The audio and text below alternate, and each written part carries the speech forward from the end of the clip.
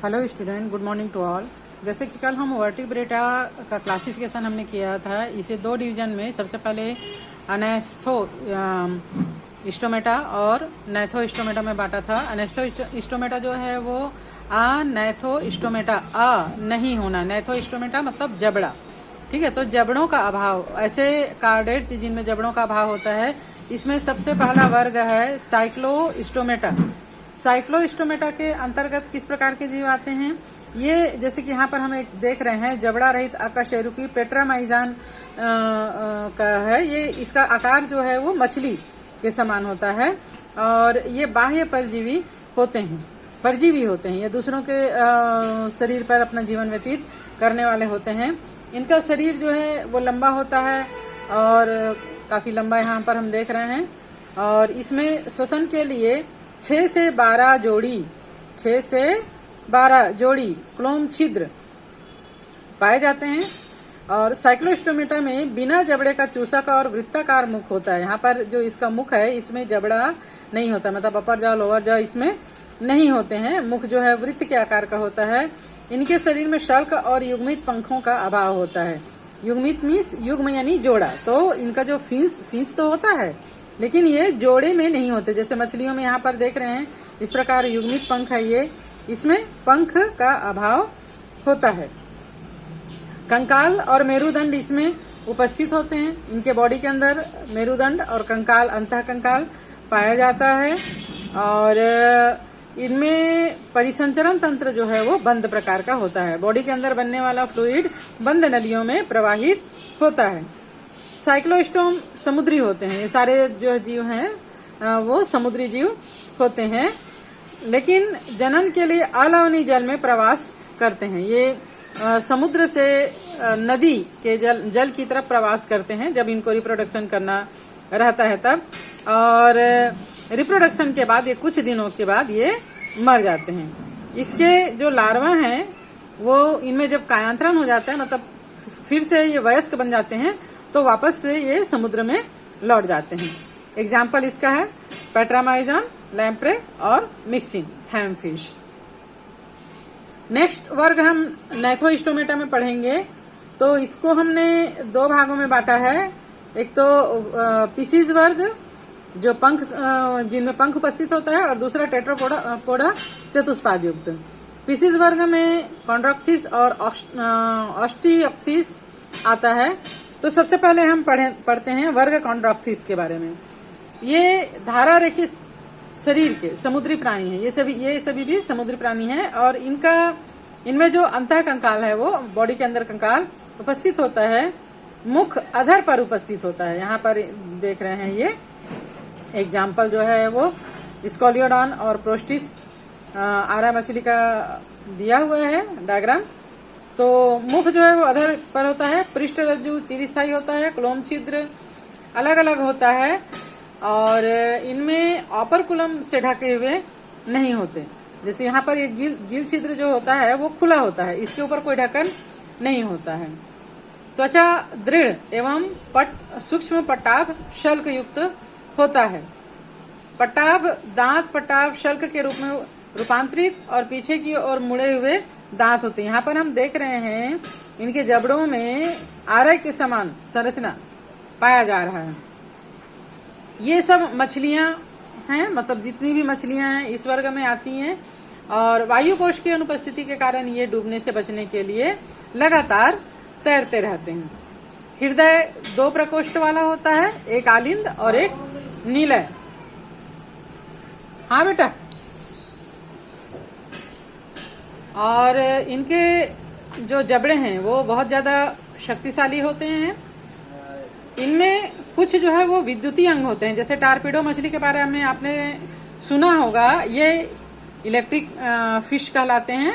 Electric अपने body के अंदर सीक्रेट करते हैं और ये जो है वो दुश्मन के ऊपर इसे प्रवाहित करते हैं। कुछ में विषदंत भी पाया जाता है, जैसे ट्राइगोन।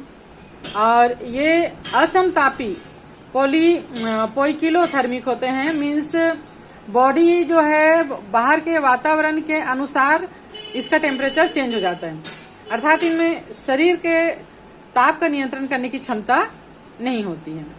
मेल और फीमेल अलग अलग होते हैं। मेल में श्रोणी पंख में आलिंगक क्लेस्पर पाए जाते हैं और फर्टिलाइजेशन जो है वो आंतरिक होता है और ये सभी जरायुज होते हैं।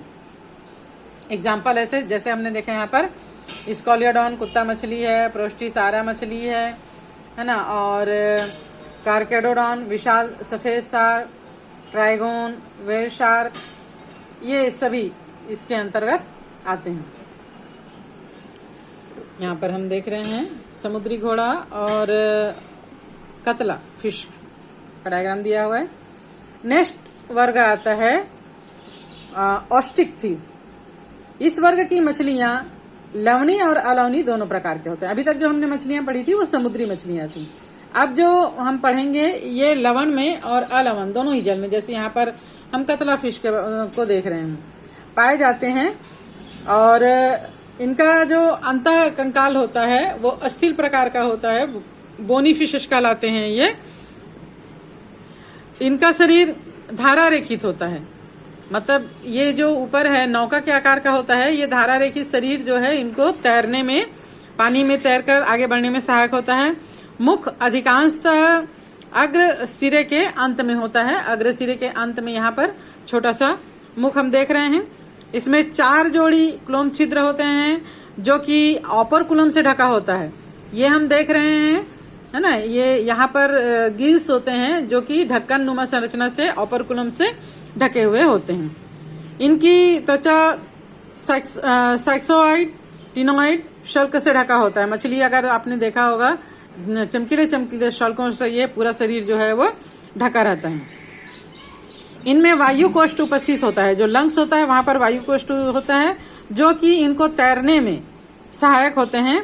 इनका भी हृदय 2 प्रकोष्ठ का, एक आलिंद और एक नीलय से बना होता है। और ये सभी भी असमतापी होते हैं, यानी बॉडी का टेम्परेचर नियंत्रित करने की क्षमता इनमें नहीं होती है। मेल और फीमेल दोनों अलग अलग होते हैं और ये अधिकांशतः अंडे देते हैं। और फर्टिलाइजेशन बाह्य रूप से होता है, परिवर्धन प्रत्यक्ष होता है। एग्जाम्पल समुद्री ऑक्सोसीटस उड़न मछली, आप लोगों ने नाम सुना होगा उड़न मछली का, यहाँ डायग्राम तो नहीं दिया है। हिप्पोकैम्पस यानी समुद्री घोड़ा, आलवनी लेबियो रोही, यहाँ पर रोहू यानी यहाँ पर कतला दिया हुआ है। कलेरियस मांगूर, एक्वेरियम बेटा, फाइटिंग फिश, पेट्रोबडस, एंगल्स मछली, ये सभी इसके अंतर्गत आते हैं। नेक्स्ट कार्डेटा में टेट्रापोडा चतुष्पाद यानी पाद जिनमें उपस्थित होता है, इसको हमने 4 भागों में वर्गीकृत किया था। एम्फीबिया यानी उभयचर, रेप्टिलिया यानी सरीसृप, एविज यानी पक्षी और मैमेलिया यानी स्तनी वर्ग। तो इस क्रम में हम सबसे पहले पढ़ते हैं एम्फीबिया के बारे में। वर्ग एम्फीबिया यानी उभयचर। उभयचर मीन्स जो नम और ठंडे अंधेरे स्थानों में रहना पसंद करते हैं और जल और थल दोनों में रह सकते हैं। तो ये एम्फीबिया जो शब्द है वो ग्रीक शब्द से बना है। एम्फो का मतलब होता है 2 और बायोस का मतलब होता है जीवन, यानी ये 2 प्रकार के लैंड में अपना जीवन व्यतीत कर सकते हैं, जल और थल दोनों में रह सकते हैं। इन सभी में अधिकांश में 2 जोड़ी पैर होते हैं और शरीर जो है वो सिर धड़ में विभाजित रहता है। कुछ में इनमें पूंछ भी होता है और इनकी जो त्वचा है नम स्थान में रहने के कारण हमेशा नम बनी रहती है और इनमें शल्क नहीं पाया जाता है। आंखों के ऊपर पलक होता है जो आंखों को ढकने के काम आता है। यहाँ पर हम एग्जाम्पल देख रहे हैं उभयचर के। सैलामेंडर छिपकली जैसी छिपकली की प्रजाति के एक बड़ा सा जानवर होता है जो रेगिस्तानी इलाकों में ज्यादातर पाया जाता है। आप लोगों ने नाम सुना होगा सैलामेंडर, बड़ी छिपकली। और ये मेढक से तो आप लोग सब परिचित हो ही, है ना। ये बरसात के दिन में ही अक्सर दिखाई देता है, नम और छायादार स्थानों में ये रहता है। इसकी त्वचा जो है वो चिकनी लसलसी होती है। आंखों के ऊपर पलक पाया जाता है और 2 जोड़ी पैर इनमें कान होता है। इसकी जगह कर्ण पटल पाया जाता है, कान का छिद्र पाया जाता है। इनमें सभी सिस्टम डेवलप होते हैं। आहार नाल, मूत्राशय, जनन पथ एक कोष्ठ में खुलते हैं जिनको अवस्कर द्वार कहते हैं, जो बाहर की ओर खुलता है। इनमें श्वसन क्लोम्स के द्वारा और फुफ्फुस त्वचा के द्वारा होता है। हृदय 3 प्रकोष्ठ का बना होता है, 2 आलिंद और 1 नीलय। ये भी असमतापी प्राणी है, मतलब अपने बॉडी के टेम्परेचर को ये मेंटेन नहीं कर सकते। और इनमें भी मेल और फीमेल अलग अलग होता है। निषेचन बाह्य होता है, अंडों का उत्सर्जन ये बाहर करते हैं, जहां पर परिवर्धन जो है प्रत्यक्ष और लार्वा के द्वारा होता है।